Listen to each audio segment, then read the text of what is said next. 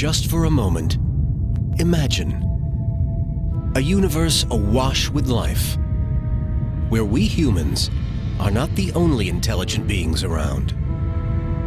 What might these alien races look like? Could we communicate with them, or even recognize them as intelligent? And what would they make of our violent and dangerous species? Might they take one peep and decide not to bother with such primitive beings? A planetary nursery filled with spiteful galactic infants. On the other hand, in our imaginary scenario, they may enrich us with scientific knowledge beyond our imagination. Or could an encounter with aliens have a more destructive outcome?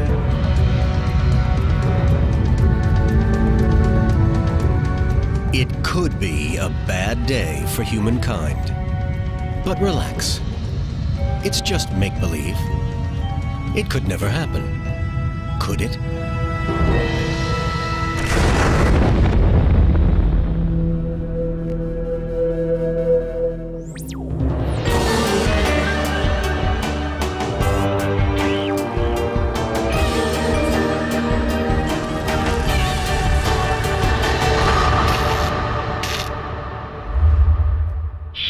Welcome to our home, the Milky Way.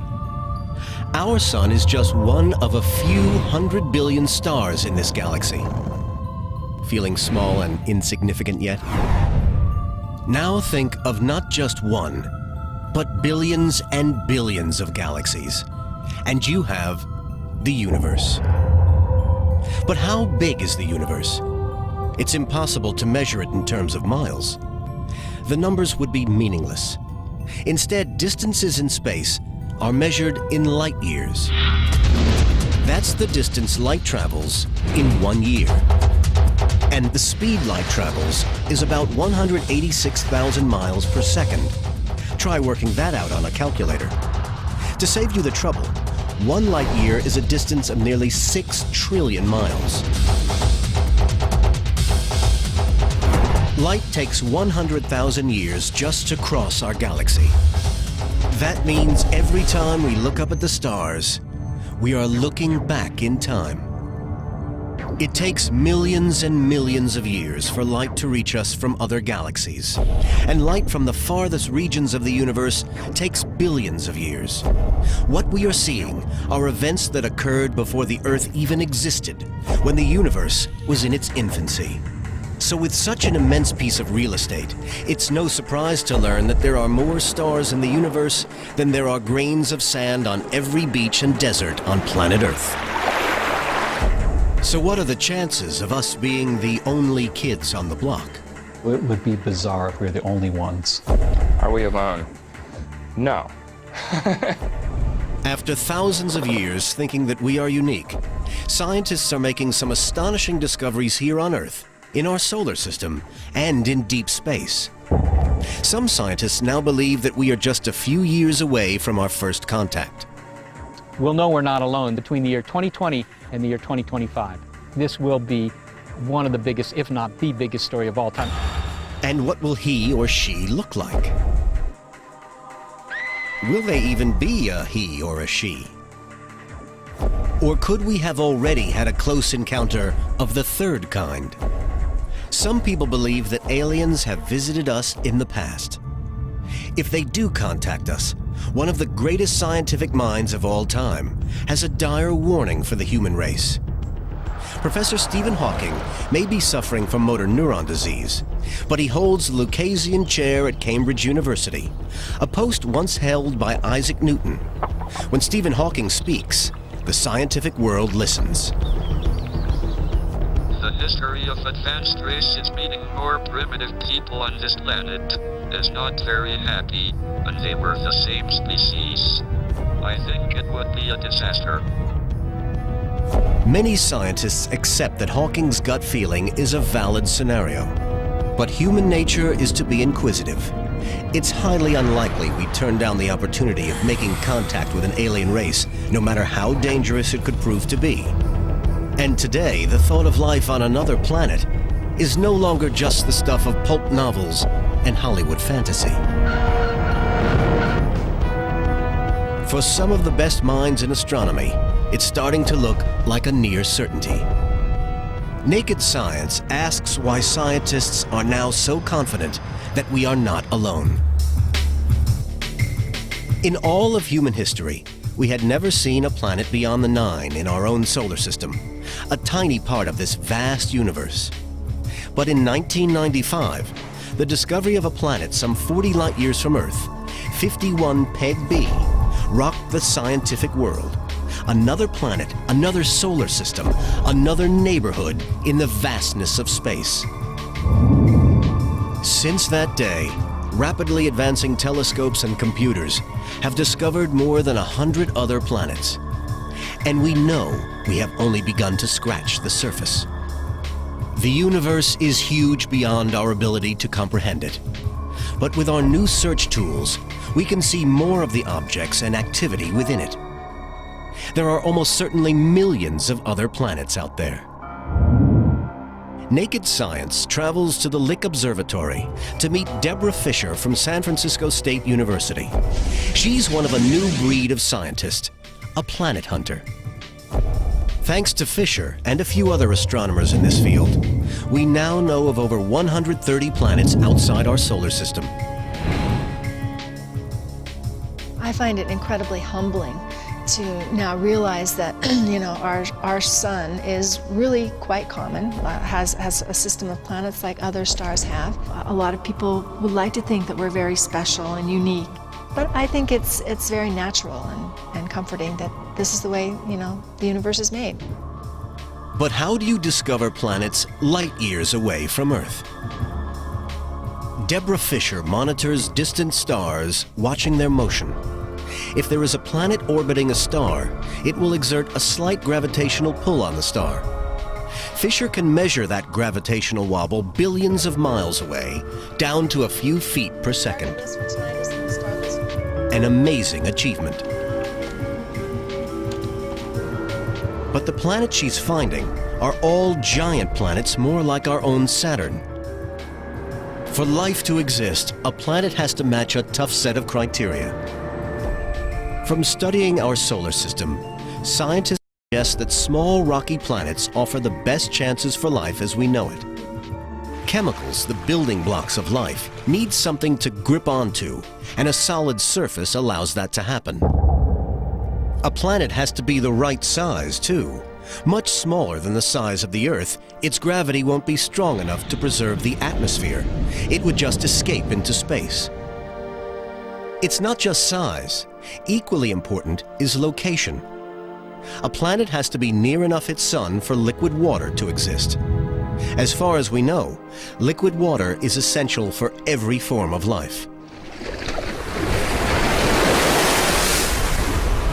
Too near the sun, like Venus, where the surface temperature is a broiling 864 degrees Fahrenheit, the water would just boil away.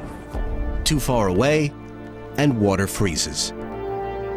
But on Earth, liquid water is everywhere. More than 2/3 of the surface is covered with it. We want to find planets that might harbor life. We want to find planets that are at a distance from the star, where it's not so hot that water is vaporized, not so cold that water is just locked up in ice, but just right, the Goldilocks zone, where water exists in puddles. And in June 2004, European scientists found the smallest planet yet outside our solar system. It's just 14 times the size of Earth and may have a rocky surface, a kind of super-Earth. And where you have a rocky surface, there might be liquid water. Scientists think that this is the largest a rocky planet can be. Any bigger, and it would collapse. It's 50 light years away in the southern constellation Altair. It's one of 3 planets orbiting around a sun much like ours. But the discovery of smaller Earth-sized planets will require a leap of technology, and it's already being built. The space telescope, the Kepler Observatory, is expected to launch in 2007. The mission will survey thousands of our nearest stars. When a planet crosses between a star and the telescope, the size of the planet can be determined by measuring the amount of starlight it blocks. Scientists are optimistic they'll find at least 50 Earth-sized planets within 10 years of the Kepler telescope's launch. There is one group of scientists who've been looking for signs of alien life for over 20 years. We next travel to the SETI Institute in California, the birthplace of alien hunting. SETI is the search for extraterrestrial intelligence, and this is where some of the best minds in the world are engaged in a complex, sophisticated, long-term endeavor. We meet Seth Shostak, the Institute's senior astronomer. He's dedicated most of his professional life to searching for alien intelligence. My personal interest, of course, in SETI, I think that goes back to my childhood. I can remember when I was 10 years old buying these books about flying saucers. Shostak and his colleagues are searching for aliens by listening to the radio. It may seem basic, but radio is a powerful source of communication. Radio signals are energy waves, radiating out in every direction. As well as reaching your radio and TV sets, the signals also leak into space, and they have been doing that for the last 70 to 100 years. I have a dream today. It's one small step for man, one giant leap for mankind. The Lucy Show. Oh, you must think I'm a perfect idiot. Let's just hope our programs haven't put off any listening aliens.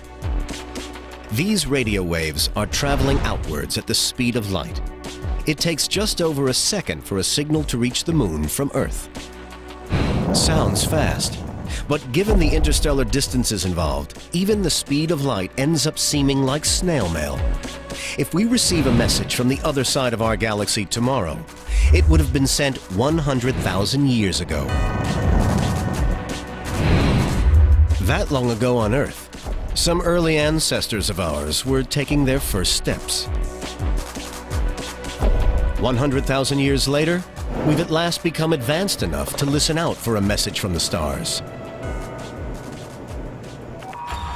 But where is the best place to try? The answer?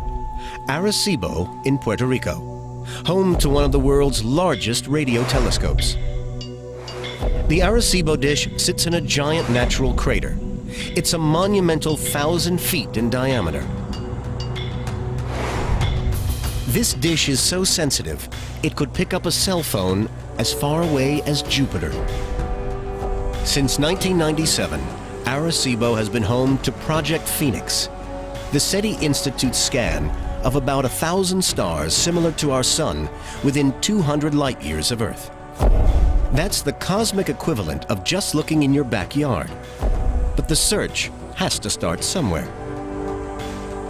Millions of radio channels are scanned simultaneously. The universe is alive with radio noise, a sort of galactic white noise. But these signals, dramatic as they may be, are random natural events. SETI's electronic ears are tuned to hear signals made on purpose, signals that indicate life, something that stands out. A voice calling out through the background chaos of space.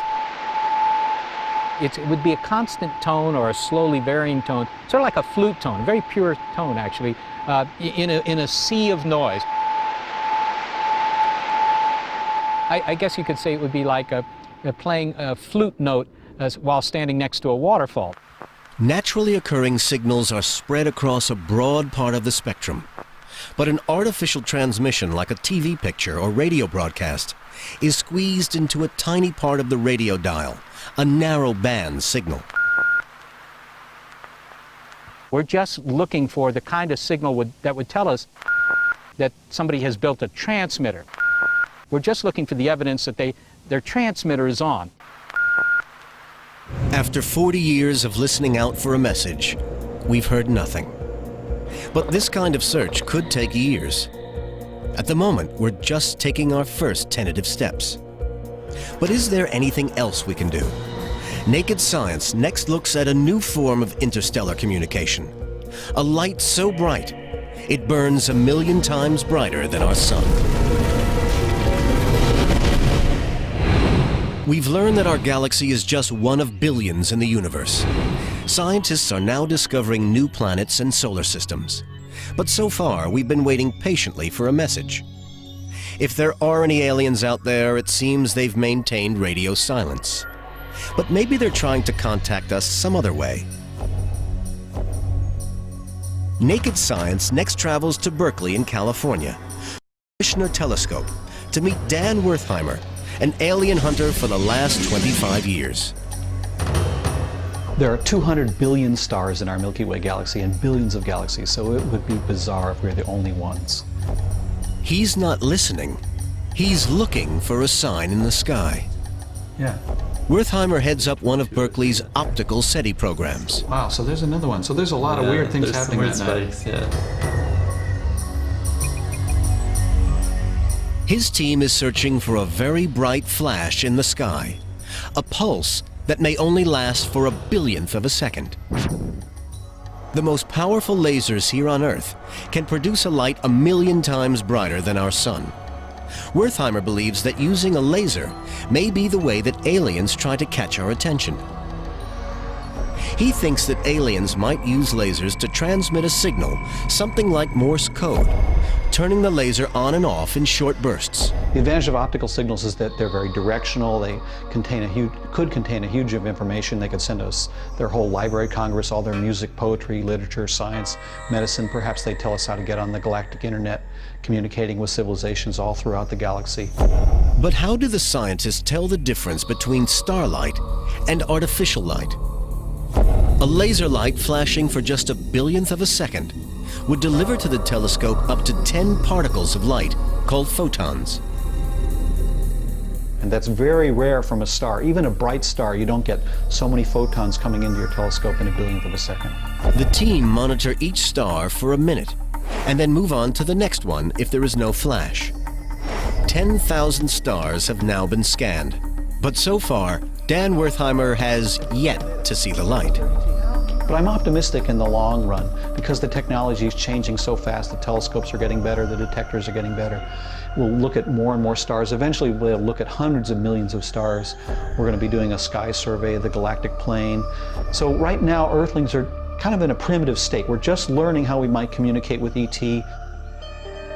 There was a moment back in the 1960s when Nobel Prize-winning British scientist Professor Anthony Hewish found what might have been an alien transmission. From what looked more like a series of clotheslines and a radio receiver, he and his team started to detect a regular series of pulses about a second apart.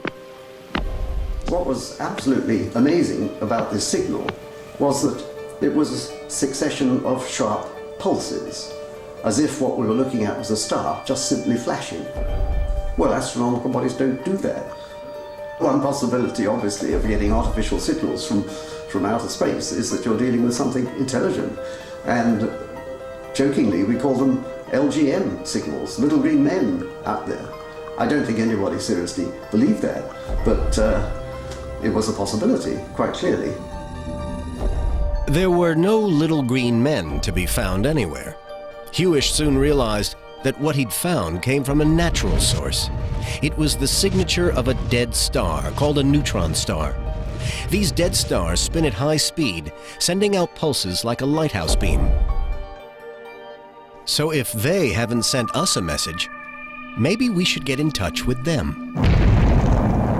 Over 30 years ago, NASA did just that by mailing a letter to the stars from all of us.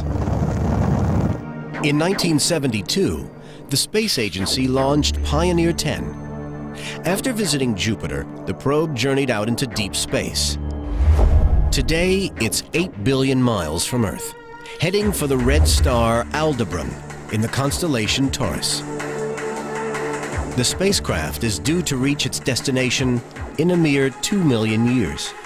If there's anyone home on any nearby planet, they'll find a plaque on the side of the craft. A greeting card from Earth, showing the location of planet Earth and a picture of what we look like. The symbol for hydrogen, The most common element in the universe is also depicted. But there is another spacecraft even further away. Voyager 1 is now the most distant man-made object in the solar system. At some 9 billion miles from Earth, Voyager 1 is about to leave our solar system, destined to wander the stars of the Milky Way, perhaps forever. If Voyager should encounter any alien beings, it too carries a greeting. A gold-plated phonographic record attached to the side of the probe contains images, natural sounds, and music from Earth. Hello from the children of planet Earth. Symbolic images explain how to play the record and where it comes from. If we were to wait until some alien finds one of the space probes and replies, it could take millions of years. But why are the scientists so positive that there are other intelligent beings in the galaxy? It's a simple case of numbers, very large numbers. It's estimated there are at least 70,000 million stars in the universe. The big question is how many of those could be home to advanced life?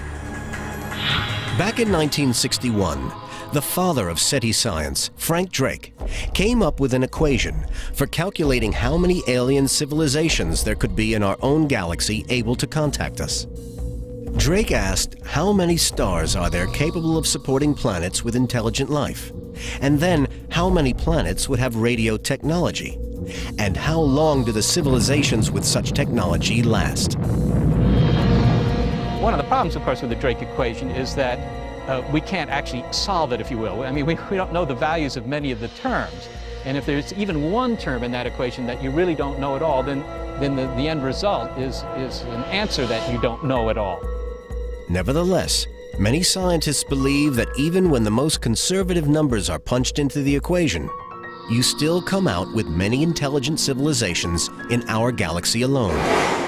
But that raises a question, one that was highlighted as long ago as 1950 by physicist Enrico Fermi. In what became known as Fermi's paradox, he asked, where is everybody? If our galaxy is so crowded, why haven't we heard from anyone? For an answer, we traveled to Denver, Colorado, to meet planetary scientist David Grinspoon. He's an advisor to NASA on space exploration strategy and has studied the search for alien life for 15 years. Are we alone? No. We're not alone. I'm sure there are other species and other life and even, I would say, other civilizations out there. It's not something I have direct evidence for, but I feel like I have a lot of indirect evidence in terms of everything I understand about how we got to be here on Earth and everything I understand about what seems to be going on in the rest of the universe. Grinspoon has come up with what he calls the seedling hypothesis. His analogy is that the universe is like a forest full of mature trees and exotic creatures. We Earthlings are just tiny seedlings. Perhaps someday we'll grow into something interesting, but right now we're not even noticeable. It may be, but we might just not be important enough. Maybe they're just not that interested in us. In a universe with perhaps all kinds of creatures and civilizations, we're very new to the scene. We haven't necessarily accomplished that much or done that much to distinguish us for somebody who's really been around a long time. But there may be a better answer to Fermi's paradox: the sheer size of space. Even for a smarter-than-average alien, the laws of physics are a major stumbling block to interstellar travel. A century ago, Einstein figured out that faster-than-speed-of-light travel was impossible. To break the speed-of-light barrier requires an infinite amount of energy.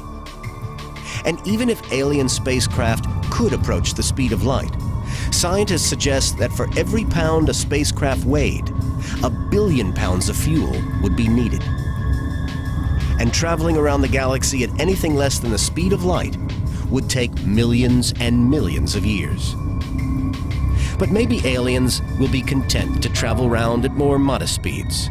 Perhaps they live longer than us. Even on Earth, there are life forms that survive far longer than us. The Californian redwood trees can live for 2,000 years. The fallacy is in thinking that other advanced species would care that something couldn't be done in a human lifetime. What if you let the trip take 1,000 years or 10,000 years? I think there's a chauvinism, a temporal chauvinism, where if something can't be done in 100 years or a couple hundred years, then it's impossible. But perhaps we suffer from environmental chauvinism as well, finding it hard to imagine how life could survive in strange conditions, and yet some of the strangest environments can be found here on Earth. Next, Naked Science descends into one of the deepest caves in the U.S. and comes face to face with an organism that lives in total darkness and survives by eating rocks. We've learned that scientists believe advanced life could exist elsewhere in the universe. So far, we have no proof. But scientists are making startling new discoveries. They're finding microscopic life forms in the most inhospitable places, right here on Earth. If life can flourish in the most extreme conditions here, the possibility of it taking hold elsewhere in the galaxy seems much more likely. But even if we do find evidence of microbial life infinitely less intelligent than us, why should we care? Microbes can't tell us the secrets of the universe. They can't talk to us. Planetary scientist David Grinspoon thinks any such discovery would be of huge significance. If we find microbial life anywhere in our own solar system, that implies a very fertile universe. It implies that making life is something that planets do, and that implies that there are intelligent species out there in great number, some of whom will want to talk to us. Meet astrobiologist Penny Boston. She spends her life in some of the darkest, most hostile places on Earth. She's looking for extremophiles, microbes that can thrive in places that would kill most other creatures. What we're doing in extreme environments on Earth is really trying to write a field guide to microorganisms on planets that we've never been, for organisms that we don't even know exist yet. Carlsbad Caverns, New Mexico.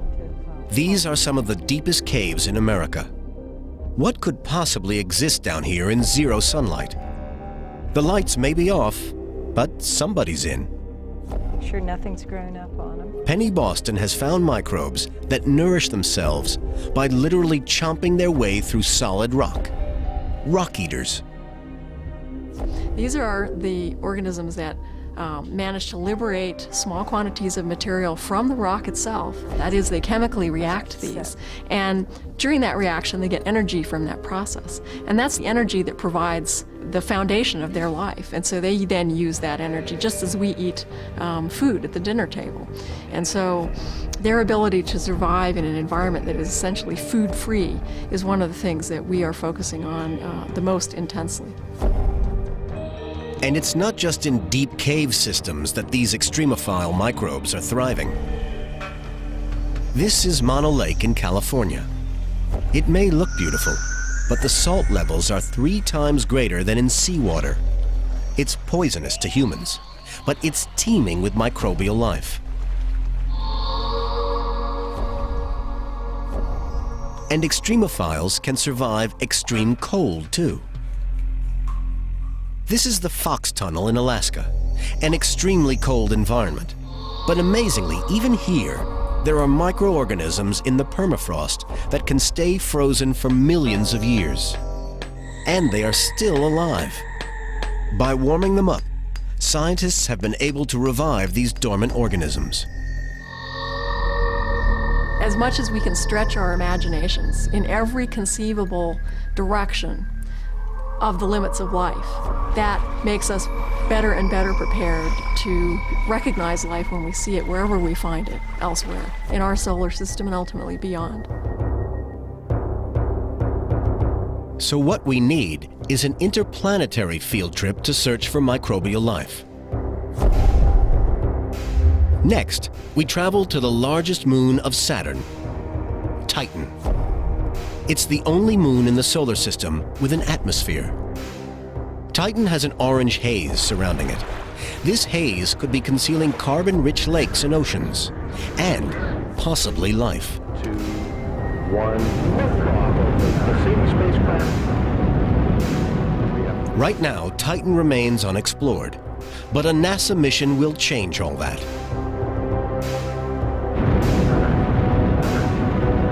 The spacecraft Cassini blasted off from Earth in 1997. When it reaches Titan, a probe will descend into the atmosphere at nearly 4 miles a second. Titan is about half the size of Earth, but its atmosphere is 4 times as dense, and the temperature is a distinctly chilly -290 degrees Fahrenheit. If the probe survives its landing, it will radio its data some 700 million miles across space back to Earth. Scientists think that Titan could be rich in organic chemicals that would have been common on primitive Earth when our own life began. Maybe that means there are microbes here too. An even more inhospitable world for life is Europa, one of Jupiter's moons. At first glance, it looks like a dead, frozen landscape. The entire surface is concealed by a layer of ice, but a closer look reveals something amazing. Photographs taken by the Galileo probe revealed multiple crisscrossing lines covering this icy world. There's only one place in the solar system with similar features: the frozen Arctic seas on Earth, where the ice floats on water and is constantly moving. That makes scientists believe there is a chance that underneath the icy surface of Europa could be a vast liquid ocean. But what's keeping the ocean from freezing totally? It could be kept liquid by the huge forces on the moon. Europa is being pulled in different directions by the gravitational forces of Jupiter and the other moons around the planet. These tidal forces heat up the moon's core, enough to keep the ocean around it liquid.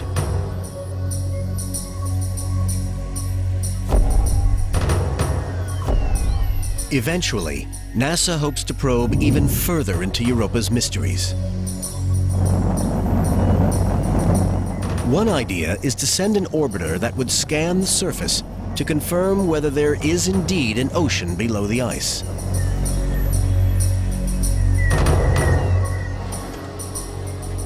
Once an orbiter locates a thin spot in the ice, it may be able to send down a robotic probe looking for life in the water below.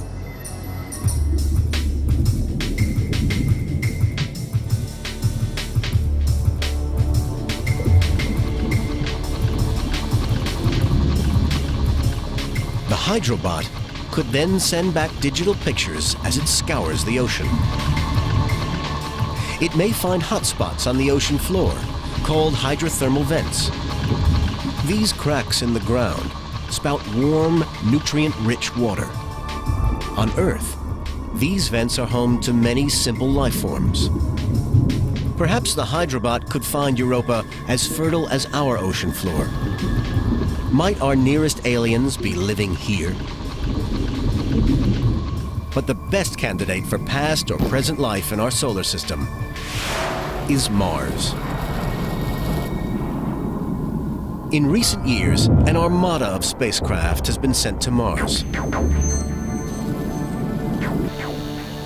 NASA's Mars rover mission has found evidence of volcanic activity, wind effects, and most importantly, indications in the veins of some rocks that sometime in the past, Mars did have water underground in liquid form. And where there is water on Earth, there is life. So many scientists believe it's possible Mars did at one time host some form of life. Scientists believe, with the evidence they've gathered from our planet and the solar system, that life exists elsewhere in the universe. But what might such creatures look like? Next, Naked Science meets the aliens. We've learned there may be water elsewhere in our solar system. We've seen evidence of life forms we had no idea could exist here on Earth. Now, Naked Science asks, what could alien beings look like? For years, Hollywood's version of an alien was to put a suit on a person. But now, with computer graphics becoming more and more sophisticated, designers are no longer constrained by the human form and really use their imaginations. Joel Hagen from Modesto, California, is a designer who's worked for NASA as an imagery specialist. It's so easy to think that the human form, that our own form, is the ideal form for an intelligent being. I think that this is just part of the inevitable anthropocentric view that we have of things. And as we try to think of what an intelligent creature would look like, it generally winds up looking kind of like ourselves, with hands, eyes, ears, a head, and walking around. The idea for this one would be a fairly low-gravity planet, so I gave him some long, fairly spindly legs. I was envisioning sort of a jungle environment. This kind of odd scissor-like appendage that I've given it here, it has the ability actually to completely crouch down if there are strong winds, or scissor itself up very high to be able to work with things in its environment. Back on Earth, there are many who believe we don't need to go looking on other planets to find evidence of alien intelligence. One survey found that over half the population of the United States believes that we have been visited by alien beings. Is there any possibility that they're right? We next traveled to Wiltshire in England, where strange things began to happen to the wheat fields one summer. The crop circle phenomenon was born. Some believed that these intricate patterns were landing sites of alien spacecraft. Others suggested they may be messages left by extraterrestrials, or navigation devices made and used by aliens. It's even been suggested they may be created by powerful winds, and to give the theory credibility, it's been called the plasma vortex theory. John Lundberg has another explanation. They're just hoaxes. And how does he know? Because he's one of the world's leading circle makers. He and his team are responsible for some of the most complex and sophisticated crop circles ever seen. We wanted to create circles that were so big and so complex that people would once again question that these things are man-made. And to prove once and for all they are made by humans, Lundberg has agreed to create for Naked Science our very own crop circle. This circle will take about 90 minutes to create. First, he marks out the circumference of his circle. He uses a 300-foot surveyor's tape to measure out the pattern. The design is worked out in advance on computer. The crop circler's secret weapon is a stalk stomper, a 4-foot plank of wood they use to flatten the crop.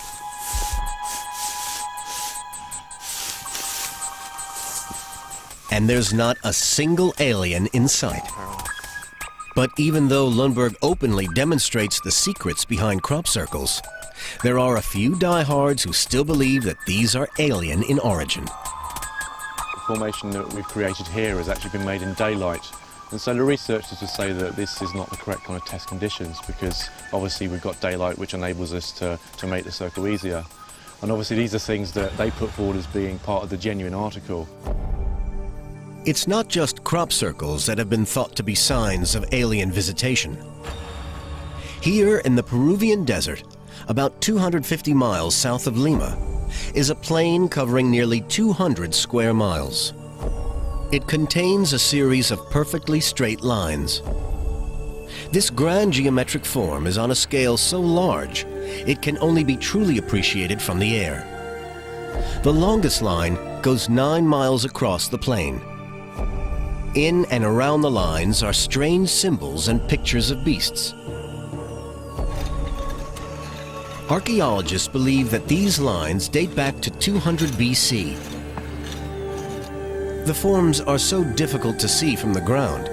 It wasn't until the 1930s that aircraft surveying for water were able to make them. So how did they get there, and what are they there for? The Swiss writer Erich von Däniken made his fortune by suggesting this was a giant landing strip for alien spacecraft. The only trouble with that theory is the desert floor here is soft earth and loose stone, hardly suitable for landing any heavy aircraft or flying saucers. So if it's not a private airstrip for alien visitors, what is it? Most researchers think that it's some form of giant site of worship. The straight lines may be pathways linking a series of shrines, and the figures were probably not meant for human eyes, but for their gods. But for those who seriously believe we've been visited, this is the ultimate proof: an unidentified flying object, or UFO. The first modern-day UFO was spotted in 1947 near Mount Rainier, Washington. It was described as a saucer skipping over water, and from that description, the flying saucer was born. You and your women can give us life, and what we want, we take. The myth was fed by a series of sci-fi movies, and the belief that aliens had visited us in flying saucers just grew and grew. Even as late as 1996, a poll conducted in the United States showed that nearly 3/4 of the population believe that the government is covering up information about UFOs. And this is the possible reason why. The supposed UFO crash at Roswell, New Mexico in 1947 has entered American folklore. For many, it was the ultimate conspiracy theory. An alien spacecraft crashes in the desert, and alien bodies are removed from the crash site to be examined by autopsy. All this is covered up by the government and remains top secret to this day. The truth? Something did crash in the desert, and there were bodies. But it wasn't alien in origin. It was a high-altitude military balloon test. The bodies that eyewitnesses claimed to have seen were dummies. But how do we explain away the countless UFO sightings and filmed evidence? Once again, Naked Science enlists the expert skills of hoaxbuster John Lundberg. We've used a kind of technique that undoubtedly has been used by many people in the past to perpetrate UFO hoaxes. And it simply is a matter of building a small-scale model and then having that suspended on a rig and a bit of fishing wire so we can actually have the craft up in the sky with the surrounding clouds and sky and a landscape. And to be honest, it's quite easy to do. It's not difficult to achieve. And then, with some clever manipulation on his laptop, Lundberg produces the perfect UFO picture. But there are always some people who will never be convinced that such pictures are the work of hoaxers. If you are coming forward and showing that you've actually perpetrated a hoax, you're immediately seen by that community as a heretic, as seen to be attacking their belief system. And they will do intellectual double-back somersaults to basically explain away you and your hoax. We've learned that there is no hard evidence we've ever been visited by aliens. But next, Naked Science reveals a moment when the scientific world believed we might have made first contact. This is the sound of our universe. It's alive with cosmic noise, a constant barrage of galactic white noise. August 15th, 1977, Ohio State University. This is Project Big Ear. Its aim, to scan the galaxy and listen out for an alien species. It's the middle of the night. As the scientists catch up on their sleep, suddenly the computers pick up a signal. It's coming from somewhere in the direction of the constellation Sagittarius, over 200 light years away. But this is no ordinary signal. There is no known natural phenomenon to explain it. This blip looks like a mark of technology, perhaps a sound of intelligent life. It lasts for 72 seconds and then goes silent. It's so striking, the first scientist to see the computer printout wrote down one word: wow. But the wow signal, as it came to be known, has never been heard again. Researchers recently pointed the dishes of the Very Large Array in New Mexico in the direction of the wow signal, but all they heard was silence. It remains one of astronomy's most thrilling and inexplicable moments. Will it someday, maybe even thousands of years from now, mark the start of a profound new chapter in human life? Or will it be remembered as just another computer malfunction? For now, it's a mystery with thrilling possibilities. And planetary scientist David Grinspoon thinks it may well have been alien in origin.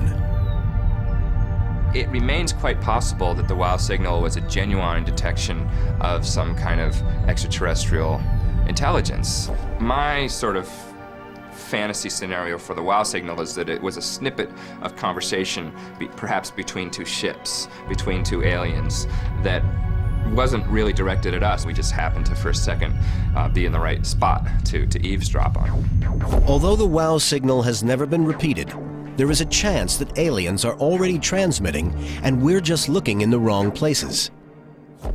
For us to have a realistic chance of finding alien intelligence, we need to scan not thousands of stars, but millions. But how can we achieve that sort of scale? Naked Science next travels to Northern California, to the site of the Allen Array. It's the new permanent home for the SETI Institute's Galactic Sweep. Although currently there are only a few operating, eventually there will be 350 dishes covering this site. All of them able to run 24 hours a day, 365 days a year, scanning the stars for signs of intelligent life. The SETI search has been running for the last 2 decades. In that time, thousands of stars have been scanned.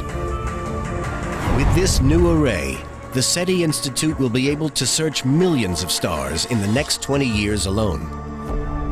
With that sort of capability, the Institute's senior astronomer, Seth Shostak, is for the first time confident enough to make a prediction for Naked Science. So given the capabilities of this telescope and how many star systems it's going to be looking at in the next 2 decades, I think that we're going to hear extraterrestrials by the year 2025, and in fact, all the action is in the last 5 years. So my bet is we'll know we're not alone sometime between the year 2020 and the year 2025. And how will it change us the day we discover we're not alone in the universe? I suspect this will be one of the biggest, if not the biggest story of all time. I think that if you were a resident of Earth in the 30th century and you look back on the 21st century, you know, you wouldn't remember anything about the wars or the technology or the political infighting or any of that stuff. What you would remember was that's when they finally shattered this ball of population that was around this planet. That's when they finally found that there were others out there. But just how life-changing will a signal from another species be? If, as most scientists agree, they'll never visit us, there's little we'll be able to do about it. Well, it would be frustrating in a certain sense to learn that they're out there, but we can never have two-way communication because they're so far away. But I think that even that scenario would still have a very profound effect simply because the knowledge would be there, would always be there from that point in history on, that there is somebody out there. But there are a number of scientists who think we should be very wary of contact with aliens. Professor Stephen Hawking of Cambridge University is one of the world's leading cosmologists. He fears our very existence may be threatened if aliens show up. I think it would be a disaster. The extraterrestrials would probably be far in advance of us. The history of advanced races meeting more primitive people on this planet is not very happy, and they were the same species. I think we should keep our heads low. But it may already be too late. As we've already heard, for the last 100 years, we have been transmitting radio signals, and they've been leaking off the planet at the speed of light. One day, if there is intelligent life out there, someone or something will know we are here. But perhaps advanced civilizations will have evolved to the point where conquest and wars are a thing of the past. Let's hope that if they ever come, they come in peace.